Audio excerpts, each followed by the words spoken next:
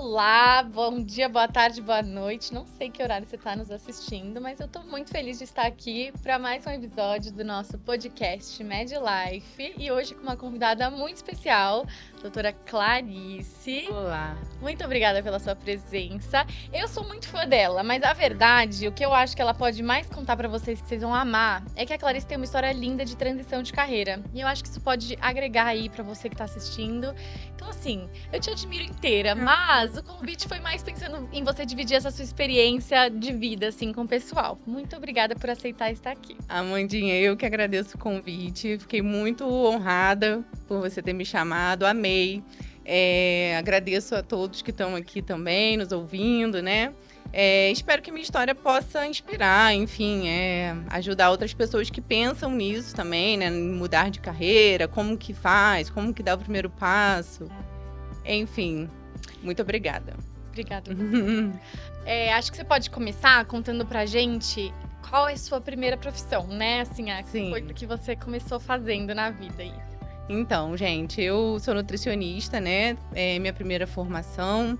Então, eu sou do Rio de Janeiro, sou de uma cidade chamada Niterói, que é vizinha do Rio, né? Então, eu sempre tive vontade de fazer alguma coisa relacionada à área da saúde. Mas naquela época, 17, 18 anos, a gente é muito difícil escolher realmente o que se quer fazer para o resto da vida, né? E eu achava que naquela época eu não tinha perfil para fazer medicina. Porque eu não era mais CDF da turma, eu não tinha esse perfil, assim, achava que a medicina ia me consumir muito. E aí eu ouvi falar da nutrição, fiquei interessada, achei que, até minha mãe me falou na época, assim, eu acho que vai ser a profissão do futuro, porque as pessoas vão querer se alimentar melhor e tudo. Eu falei, mãe, acho que a senhora tem razão. E entrei na faculdade, gostei, fiz lá os 4 anos, né? Já saí empregada, trabalhei ainda uns 3 anos na área. Em consultório ou hospital? Então, aí que tá. A nutrição, ela tem basicamente 2 áreas, assim, que são nem tanto conhecida para todo mundo. Mas vamos lá, a parte clínica, né? Que você pode fazer tanto a parte hospitalar quanto consultório, né? E tem essa parte de produção, que seria isso, né? Você gerenciar, ajudar as empresas que produzem alimentos, né? Tanto a elaborar custos, quanto você organizar cardápio, segurança alimentar, né? Ela, nutricional. Isso, tudo isso. Então, você tem essas 2 opções, assim, né, de trabalho na nutrição. E eu tanto fui trabalhar numa área quanto em outra. Eu fazia as 2 coisas ao mesmo tempo. E naquela época, a nutrição não era uma coisa muito bem reconhecida, assim, né? Por exemplo, eu queria cobrar na minha consulta de 1 hora X, mas as pessoas não achavam que aquilo valia, porque não era uma coisa realmente muito conhecida na época, valorizada, né? Então, eu fui começando a ficar um pouco frustrada com aquilo, né? Que eu tava me doando muito, doando meu tempo, né? Foram 4 anos de estudo, ainda fiz uma pós em nutrição clínica logo assim que eu me formei. Então, foi muita dedicação, foram anos de estudo, né? E aí que eu comecei a pensar, realmente, a repensar na minha vida profissional. Mas você acha que foi mais por essa questão de retorno financeiro? Esse foi um dos principais pilares que te fez repensar a decisão? Ou tinha mais alguma Amanda, coisa? não foi só isso, Tá. né? Eu queria, assim, me sentir mais útil. Eu sentia que eu podia ir além, que eu podia fazer mais, que eu podia ajudar mais as pessoas. Então, eu acho que foi muito, assim, a motivação, sim, de não estar sendo valorizada, né, como profissional, e o retorno financeiro não tá vindo do jeito que eu esperava, mas também teve essa parte de querer crescer um pouco mais, de querer ajudar as pessoas um pouco mais do que aquilo que eu estava fazendo, sabe? E quanto tempo demorou do primeiro insight, do tipo, talvez eu não esteja no lugar que eu queria estar, até, não, eu vou fazer medicina? Então, eu acho que isso tudo foi assim, quando eu comecei a pensar, eu acho que demorou aí uns um ano e pouquinho. Então, nessa época, eu trabalhava na maternidade escola do Rio de Janeiro, que é em Laranjeiras, ali no Rio. Então, quem é do Rio vai saber onde que é. E é do Fundão, né, da Federal do Rio. Então, ali eu fazia um trabalho nessa área de cozinha, de produção e tudo. Mas eu tinha muito contato com os médicos, né, via muito parto, Então, eu comecei a estar muito naquele ambiente hospitalar. E isso começou a me despertar uma coisa, assim, da medicina dentro de mim. Eu falei, cara, eu acho que eu queria fazer isso. Eu acho que tá aí uma coisa que eu poderia fazer, sem ser nutrição. Porque eu pensei em outras coisas, né? Eu tava pensando em planos B, assim.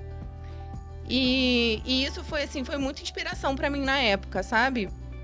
E aí eu logo fiquei pensando, meu Deus, mas como é que eu vou fazer isso, né? Eu vou ter que voltar a estudar história, matemática, física, química. Não sei se eu vou dar conta, não, né? E aí tiveram pessoas ali ao meu redor que me estimularam muito na época, né? Quando eu comecei a tirar a ideia da minha cabeça e colocar isso para algumas pessoas. Eu acho que você pode, eu acho que você é capaz, vai em frente.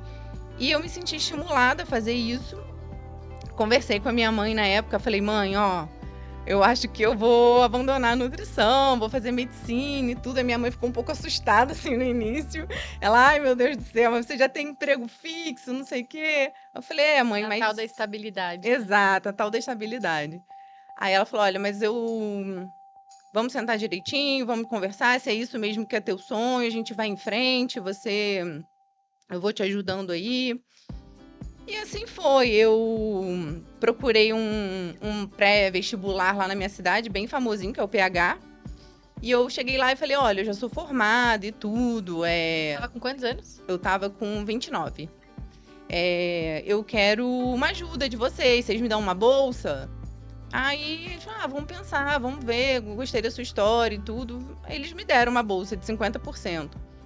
E foi aí que tudo começou. Você tocou cursinho com Não, trabalho? eu abandonei Você saiu e falou, não, vou só fazer cursinho. Exato. Tá. Não tinha como, né? Medicina, você sabe como é que é, né? Dedicação integral. Exato. Então, assim, eu tive muito apoio da minha família, né? Inclusive financeiro, Tá. né? E eu tive esse privilégio de poder, né, pedir minhas contas, de E nessa história toda, alguém te desincentivou? Acho que não diretamente, assim, mas sempre tem aquelas pessoas que duvidam um pouco, sabe? Que falam assim, nossa, mas você vai fazer isso mesmo? A velha? Ou então, nossa, mas... Eu acho que eu não cheguei a receber esse tipo de crítica, assim, de idade e tudo, mas em relação à estabilidade que eu ia deixar de ter, né, porque não era nada certo, né? Ia ser uma tentativa, né? Eu ia tentar, ia colocar minha cara ali. Então, nesse sentido, tiveram algumas pessoas que ficaram um pouco preocupadas, assim, sabe?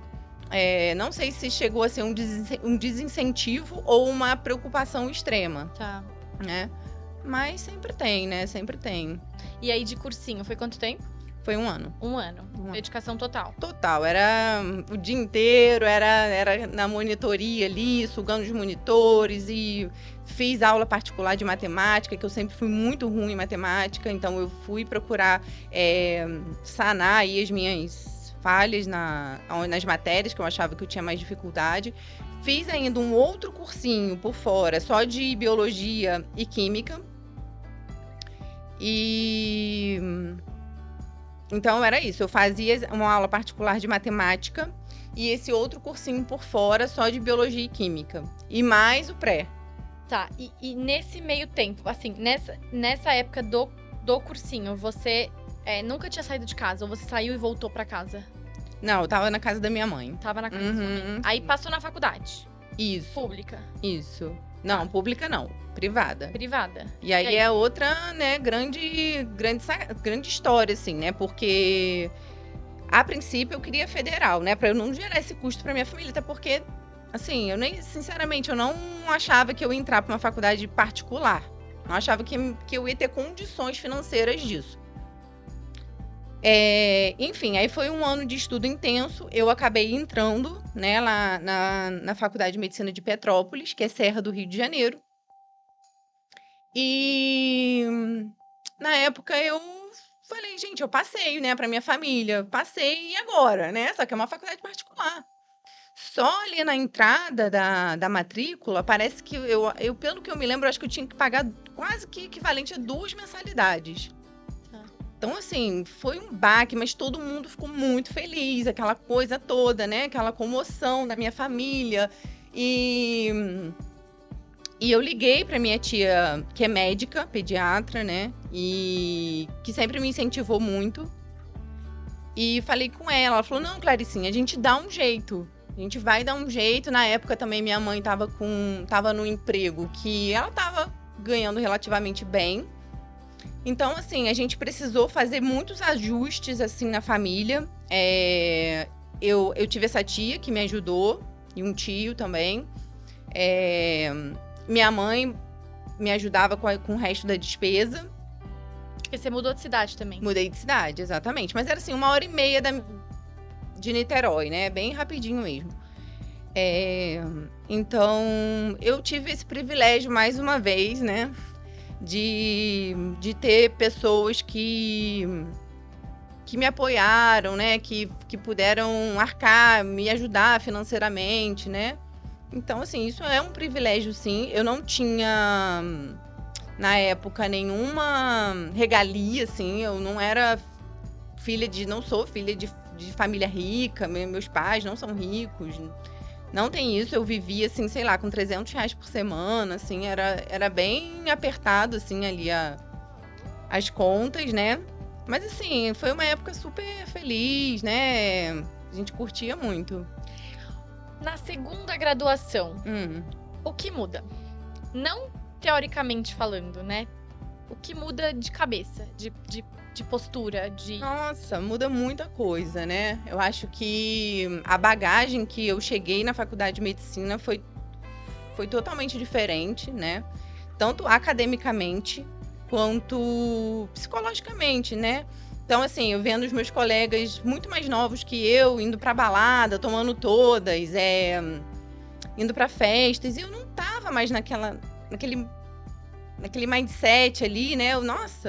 Eu era esportista, eu gostava de correr, alimentação regrada, né? Aquela coisa, né? Então, assim, eu não... Foi muito difícil, assim, pra mim, pra eu até fazer amizades dentro da minha turma. E aí eu encontrei uma amiga que é 10 anos mais nova que eu, mas ela tem a mente de 80 anos. Então, isso ajudou muito, né, Bruna? Então foi isso. Então eu fiz essa grande amiga da faculdade e outras pessoas também. Mas enfim, a mente muda muito, assim, né? Você leva muito mais a sério.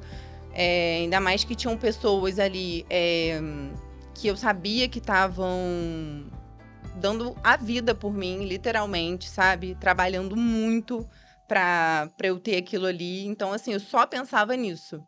Quanto que eu tinha que fazer. O mínimo era eu estudar o dia inteiro mesmo. Dar o meu máximo, assim, porque eu precisava honrar essas pessoas. Então, foi essa cabeça, assim, muito diferente, né? Porque eu penso muito nisso, assim, né? Eu acho que depois que você sai da faculdade, que você consegue ter uma visão retrospectiva da coisa, você fica, putz, eu devia ter feito isso, né? Eu devia ter prestado mais atenção, eu devia ter ido, né? Às vezes você nem vai na aula, você devia ter ido, sabe assim? Sim. E aí eu fico pensando, obviamente eu nunca faria medicina mais uma vez, né? Não de novo, mas mais uma vez. Mas se eu pudesse refazer a faculdade, eu faria de um jeito diferente, né? Eu acho que às vezes a gente não tem a maturidade quando a gente sai. Eu passei com 17 anos na faculdade, então assim, a gente não tem a maturidade, né? E é muita coisa nova ao mesmo tempo, que a matéria, ela é só mais uma das coisas novas, entendeu? E aí você não dá a devida importância. Então eu penso muito, eu vejo, na minha sala tinha uma menina que também entrou com 28 anos, ela tinha feito administração antes, economia na FEA. E, cara, a postura é completamente diferente, assim, tanto a postura de, assim, eu via que as perguntas que ela fazia na aula eram perguntas diferentes, né, porque ela tava pensando lá na frente, ela tava pensando na prática, ela tava pensando né, é uma bagagem que, cara, acrescenta demais. E posso te falar, acrescenta não só pra ela, mas pra todo mundo que tá convivendo. Sim, né? Exato. Né, acho que a minha amiga Bruna, ela sempre fala isso, né, quanto que de repente, um pouco mais de experiência que eu tinha do que ela, me ajudou ela também, né, a crescer ali dentro e tudo. Então, assim, a gente vai se ajudando. A paciente eu tirava de letra, sabe? Tipo, bem tranquilo, assim. Eu sempre tive muita facilidade. Mas realmente, é outra cabeça, assim, você entra muito mais maduro, pensando em outras coisas. Mas mesmo assim, é sempre um aprendizado. Com certeza. Né? É sempre uma coisa que você vai refletir, pensar, será que eu não poderia ter feito diferente, né? Então, acho que sempre... E assim, a gente tá falando agora bastante das coisas, né, positivas, mas alguma coisa negativa que tenha, assim, talvez algum, sei... Não quero te enviesar na tua resposta. Vou deixar ela... Da faculdade? Da faculdade. Eu acho que a faculdade de medicina Eu tenho, assim, os meus, né, as minhas críticas, assim, né? Então, é uma faculdade que te exige demais. Você é muito criticado. Quando você ainda não é nada. Você só é um aluno. E você... tem uma cobrança muito grande. Então, não é à toa que eu vi vários colegas adoecerem durante a graduação. Acho que você também, não sei se você tem essa experiência, de ver os colegas adoecendo, os colegas ficando deprimidos, engordando, né? Porque não tinham tempo de fazer atividade física, não tinham tempo de dormir direito. Então, é sacrificante.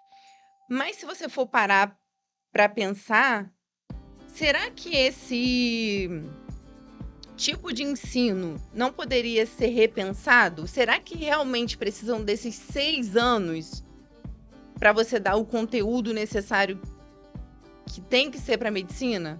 Ou será que ali teve muita passagem de tempo, assim, que muita coisa que não foi importante? E o que era importante mesmo, às vezes, passou batido. Então, assim, eu tive, assim, essas críticas, assim, tipo, atividade integradora na minha faculdade, né? Umas coisas, assim, meio sem pé nem cabeça, sabe? Tipo... Mas você acha que você não adoeceu por esse fortalecimento psicológico da idade, da maturidade, ou não? Eu acho que também, mas também pela minha base familiar. Tá. Eu acho... Fui muito. Exato. Você tinha uma válvula de escape? Tinha o esporte, né? Eu sempre gostei de correr, sempre gostei de esporte. Todo final de semana eu ia para Niterói, né? Então eu tinha contato com a praia, com a natureza, corria, sempre me alimentei bem, sempre dormi, nunca perdi, poucas as noites de sono que eu perdi na faculdade. Então eu não queria, sabia que aquilo ali não ia fazer diferença, né? Se eu ficasse me matando ali uma madrugada, não ia ser isso que ia fazer diferença na minha nota final ali, né? Que aquilo ia ser só uma prova, que a minha saúde era muito mais do que isso. Então, eu acho que a idade sim ajudou, óbvio, né? Mas também tive amigas mais novas que né, seguraram a barra por questões, assim, por não ter uma base familiar forte. Segurei a barra também, mas é que eu sei. Mas você tem uma base familiar forte, né? Eu tenho. E eu também tenho as mesmas válvulas de escape que você. Eu também sou do esporte, gosto muito, sou da academia, também como bem, então acho que isso ajuda muito. Exato. Mas também não blinda ninguém, né? Não importante falar, se você tem uma base familiar bacana e malha e faz direitinho, ainda imune a nada, você pode adoecer e tá tudo bem. A gente precisa reconhecer que tá todo mundo suscetível, né? Mas isso é interessante de você falar, porque eu vejo muito isso, assim, que no fundo, a gente tem que desenvolver na faculdade habilidades que a gente vai ter que usar pelo resto da vida. Porque depois que você se forma, não melhora. Não melhora. Então, aquela tua válvula de escape da vida acadêmica, ela vai ter que continuar sendo tua válvula de escape, né? Exatamente isso, né? E aproveitando, então, me aproveita pra gente introduzir esse assunto de... Aí, beleza. Então, faculdade, formei, e agora? Formei agora, né? É aí que tá... Só piora mesmo, né? Todo mundo falava isso, né? Porque, assim, eu não fiz residência, né? Mas todo mundo sabe que a vida do residente é praticamente não ter vida, né? Então, é uma extensão da faculdade, dessa crítica que eu fiz à faculdade, né? Será que realmente precisa ser exaustivo a esse nível? Então, mais uma vez, isso se estende para residência. Acho que algumas residências, sim, vai ser exaustivo, sim, porque precisa de muitas horas de voo, assim, né? Para você ganhar a mão daquilo, tipo, cirurgia cardíaca, neuro. Então, assim, mas tem outras que eu vejo que, tipo, clínica médica, né? Às vezes é mais tocação de serviço ali do que realmente você tá aprendendo em si. Então, são críticas aí, né, que a gente tem que pensar mesmo. Mas e a tua vida como médica sem ter residência? Como foi? Porque, assim, existia uma expectativa que você me trouxe tanto de financeira, quero ser melhor remunerada, então por isso vou fazer medicina. Tanto uma crítica de quero fazer mais pelas pacientes. E aí, eu acho que eu fui atendida, exatamente. Sim, nesse quesito, sim. Eu saí do Rio de Janeiro, vim para cá, para São Paulo, com a intenção de fazer residência. São Paulo, né, é um grande polo, assim, tem muitas residências, tem opção de tudo, enfim, tudo acontece mais aqui. Chega primeiro aqui. Então, quis vir para São Paulo. E tentei passar, né, primeiro ano ali último ano da faculdade, né, eu fiz a prova de residência, não passei para nenhuma e decidi trabalhar, né. Quando eu decidi trabalhar, eu ainda peguei um resquício da pandemia e foi muito bom, assim, né? Foi exaustivo, mas eu consegui ganhar dinheiro aqui, né? Perto do que eu tinha, você imagina. Eu vivia, falei, com R$300 por semana. Então, assim, pra mim, eu tava no céu, você tá entendendo? Então, depende muito da sua realidade. Pra mim, foi um salto quântico, realmente. Então, a profissão me trouxe o retorno financeiro que eu esperava, consegui pagar dívidas, consegui ajudar pessoas, consegui contribuir, talvez, realizar sonhos, né, que eu tinha. E nesse sentido de ajudar as pessoas profissionalmente, eu me senti muito mais útil, realmente. Não que quem é nutricionista, longe disso, gente. A nutrição é uma profissão muito nobre. Mas é que eu realmente... Pessoal. No que eu fazia, eu não era feliz. E hoje em dia eu sinto que a minha vocação, né? Meu dom realmente é para a medicina. Eu estava certa, né? Minha intuição estava certa. Porque tem muito isso também, né? Tem muito médico que não é realizado. Então, assim, não é questão da profissão, é a questão do match entre você e a profissão. E às vezes até o trabalho que você está tendo, né? Porque existe a profissão e existe aonde você está trabalhando, aonde você está, né, exercendo aquilo. E isso tudo tem que dar match para existir aquela tal de realização. Mas aí acho até interessante, né? Porque daí tem muita gente que fala assim, ame o seu trabalho e você não terá que trabalhar nem um dia. Puta mentira, né? Tipo assim, você ama o que você faz, mas mesmo assim é cansativo. Eu sei, você trabalha no SUS, eu te conheço, então assim, é cansativo. E é uma luta de você toda hora ter que se virar nos 30 para conseguir dar o teu melhor, para conseguir fazer o melhor para o paciente, né? Então, mesmo você mesmo você amando o que você faz, mesmo você sendo bem remunerado, ainda assim você tem outras adversidades nessa trajetória que te dificultam mesmo. Sim, né? A carga horária é muito alta, eu acho, dos médicos, né? A nossa carga de trabalho é muito alta. Então, normalmente, ou o médico trabalha 6 horas seguidas, ou 12 horas seguidas, ou não dorme, faz plantão noturno. Então, assim, a nossa carga horária é muito alta, muito exaustivo. de repente, você não vai formar assim como a minha realidade, né? Eu não formei e fui trabalhar no emprego dos meus sonhos, né?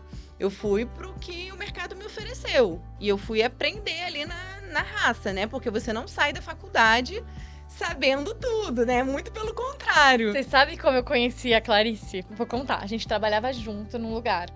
E aí, eu sabia que tinha uma carioca que trabalhava no mesmo dia que eu, mas a gente tinha pouco contato. Eu era nova lá.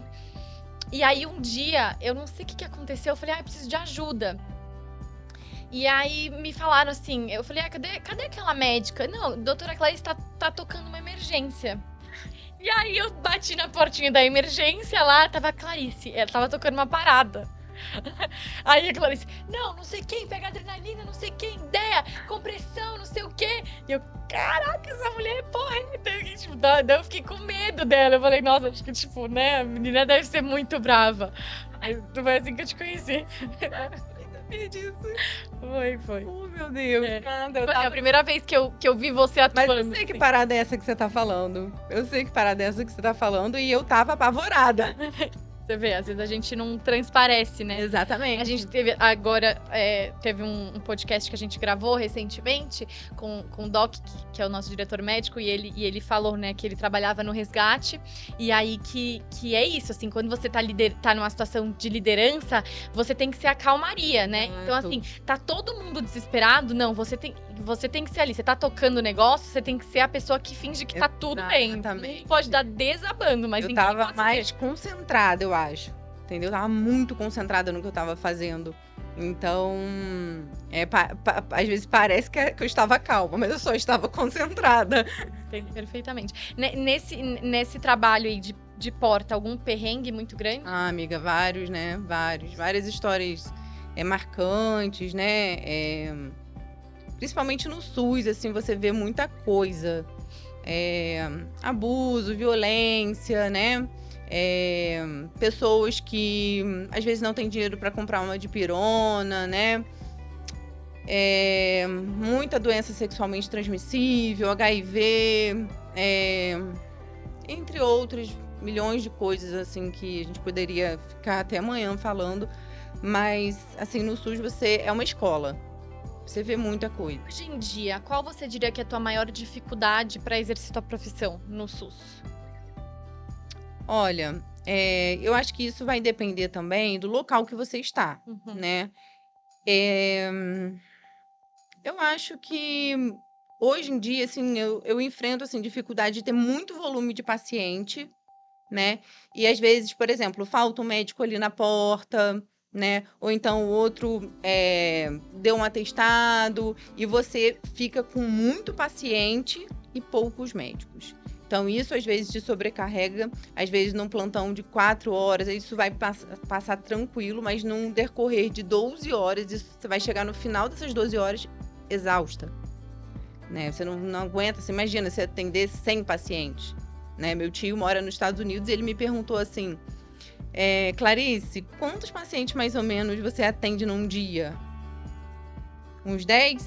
Aí eu falei, quantos você acha que é? Aí ele falou, uns 10. Por hora? Aí eu falei, não, tio, é uns 70, 100. Ele, o quê?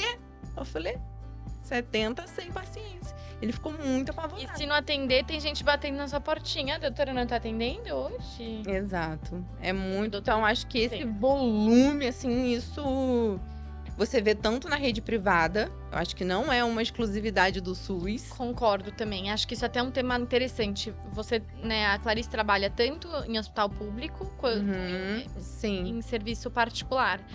A gente atendia muito paciente que falava assim, não, eu tenho plano, mas eu prefiro vir aqui, né, no SUS. Onde a gente trabalhava era assim, muito paciente, porque às vezes o SUS tá ali, é mais perto da casa dele, né, às vezes a pessoa já te conhece ali, então você vê que não tem muito essa diferença de volume, assim, né, principalmente falando, nem tô entrando no mérito de qualidade de serviço, porque eu acho que isso é muito relativo, mas de volume mesmo. É bem parecido, assim, eu acho, bem parecido. Muda assim a facilidade de você poder pedir exames complementares, né? Que no SUS você não vai conseguir ali de uma hora para outra. Então você acaba fazendo mais diagnóstico, você acaba ajudando mais os pacientes, não fica aquele enxugar de gelo, né? Que às vezes até é um problema, né? Eu sei que você atende muito idoso. É, E às vezes fazer diagnósticos demais é um problema. É a É, famosa exato. iatrogenia, né? Por isso que a gente tenta realmente ir bem direcionado à queixa do paciente, né? Não ficar viajando, pedindo muito exame, porque isso Vai achar. vai achar, exatamente. Bom, vamos lá. Queria te perguntar uma última coisa pra gente finalizar. Na verdade, pedir pra você falar um pouquinho, assim, se tiver alguém passando por isso. Eu acho que às vezes uma coisa que acontece muito com as pessoas é de querer mudar a residência. Então, eu entrei em GO, putz, não é isso que eu gosto. E aí, quero mudar. Ou, sei lá, né? Tipo, fiz GO, Sei. atuei como GO e não quero mais. Então, se tem alguém escutando você aí, te escutando, o que você tem pra falar? O que você pode falar? Uma palavra de consolo. Olha, gente, eu acho que nessa vida não tem essa coisa de idade, né? Se você tá com 29 e quer fazer, sei lá, medicina, outra residência, vai ser muito tarde se você for morrer aos 30. Se você não for morrer aos 30, não tiver essa certeza, você não é velho pra fazer isso, entende? Então você tem a vida inteira pela frente.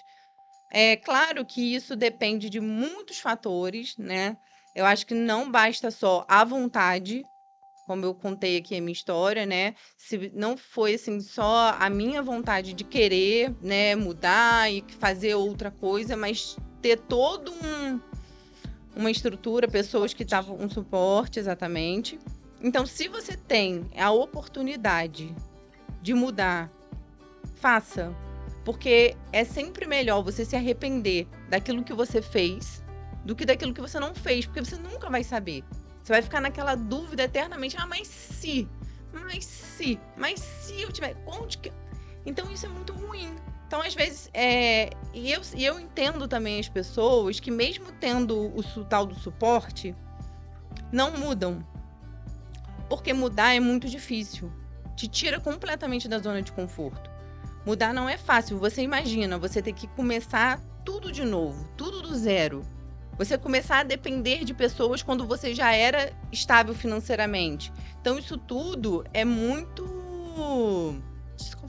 desconfortável demais, entendeu? É muito desconfortável. E as pessoas, às vezes, hesitam por isso, por sair do desconforto, por medo, por insegurança. Mas viver é desconfortável, né? Exato.